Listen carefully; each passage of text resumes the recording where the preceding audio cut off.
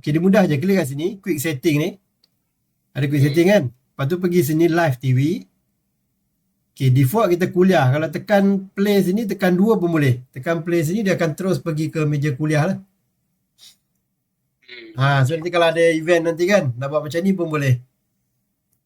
Ni kalau dekat mimbar, tekan 1, dia terus pergi ke mimbar. Sini. Cuma kalau macam gambar ni, mungkin pencahayaan lah ni. Dia punya saturation ni kena set balik kalau rasa macam font dia punya ni tak clear kan.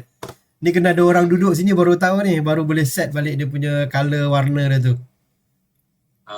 Ni 3 ni untuk solat. So 3 tempat kita dah set lah. Boleh. So kalau event tekan ni pun boleh. Tekan isyak ni, dia tengok toga ni, kalau tekan ni dia buang belah kanan ni kalau nak tengok full screen. Tekan isyak. Tekan waktu solat isyak ni. Sini nampak balik kan. Tekan lagi sekali, hilang. Kalau dia orang kata nak buat full screen lah, so dia akan jadi macam ni lah.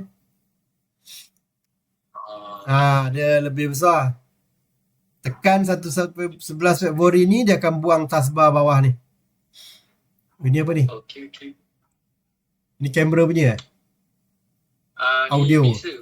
Audio lah, speaker lah. So nanti tekan ni, dia akan hilang bawah macam ni lah. Final sekali kita akan buat macam ni. Betul. So mudah. Full screen. Kalau nak bagi ada balik, tekan sini je lah. Mudah je. Dia setting dia semua ada dekat screen sini. Ini by default dia ada setting dekat sini. Klik dekat video ni, by default ni dia akan lajak live TV tu. Kalau kita tak nak lajak, tekan sini, nanti dia akan keluar azan timer. By default ni saya set dia boleh lajak lah.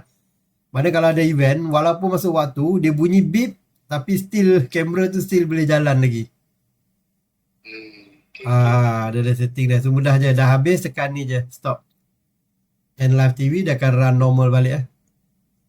Dia akan normal balik. Dia tak tunjuk kamera. Dah tak tunjuk kamera. So mudah lah. Nanti kalau ada event, dia orang nak datang, tekan sini. Live TV. Ambil yang 3 lah belakang. Solat jauh sikit lah.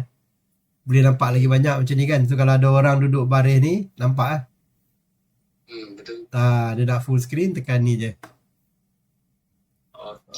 Okay. So